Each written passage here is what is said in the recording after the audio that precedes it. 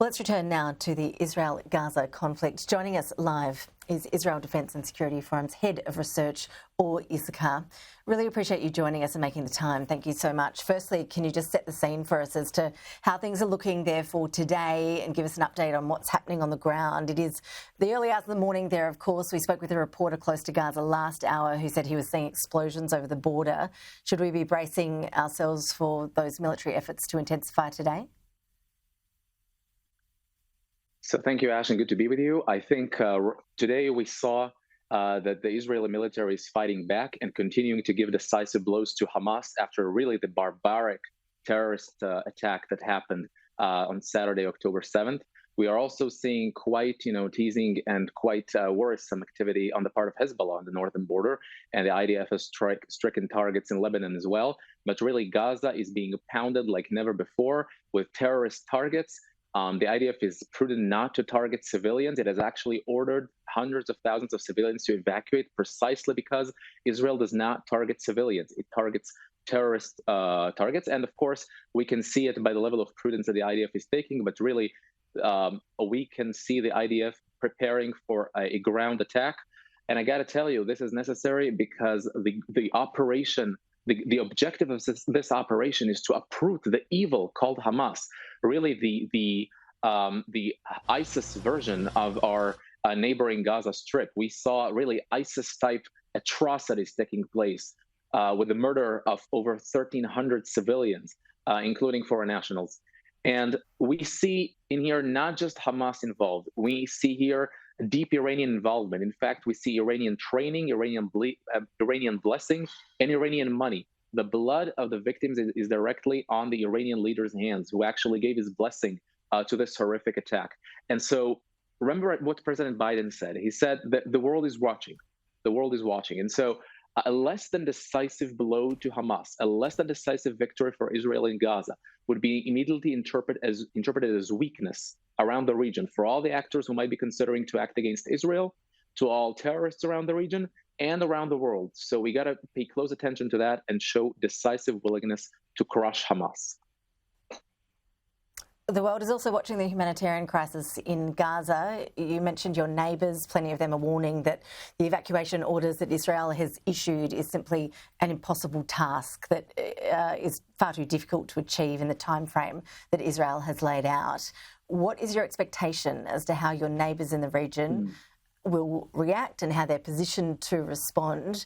Do you expect that we will see this war expanding to further fronts? Well, we'll have to see. Right now, Hezbollah is testing the waters, and I believe that Iran would have definitely liked to see this war expanding. We saw Iran threatening Israel if it makes the move and moves on to a ground invasion. Iran would not stand by and watch. These are their words.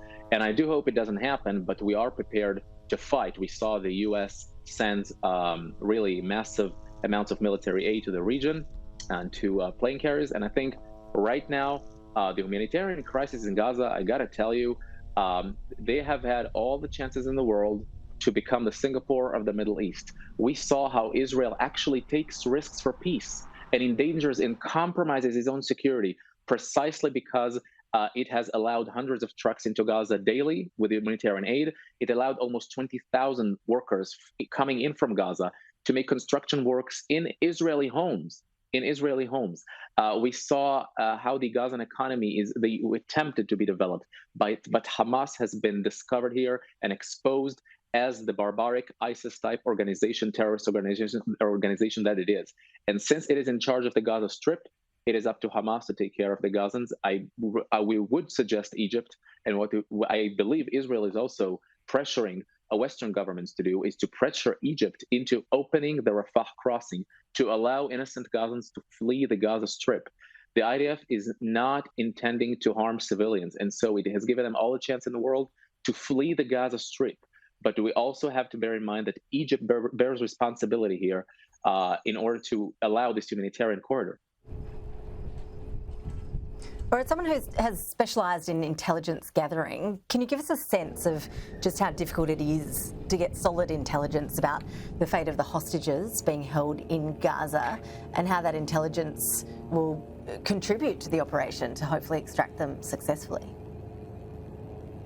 Well, I got to tell you that the hostage situation is really abhorrent. We've seen Hamas kidnap children, toddlers, babies, elderly, young men and women who are innocent and are civilians. You see Hamas kidnap soldiers.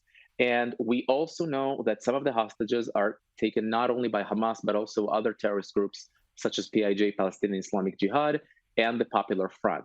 Now, that makes things much more complicated in terms of intelligence because we do know that the Hamas tactics is to spread those civilians and not just all in one place, but to spread them all around Gaza in a vast network of tunnels and maybe hideout places.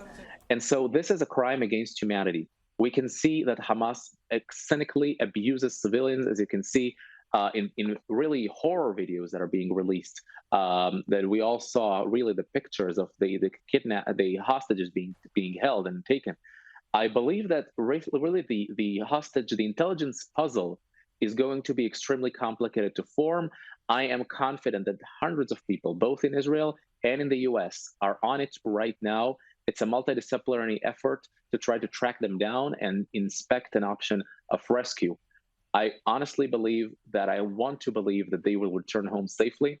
But as the days go by, and Hamas does not show any sign of pity. It violates every international law. Does not allow the Red Cross to visit them despite the family's requests. And this is precisely the pressure the world needs to put on Hamas. Oh, Yissachar, we need to leave it there. Live from Jerusalem. Appreciate you joining us. Thanks for your time.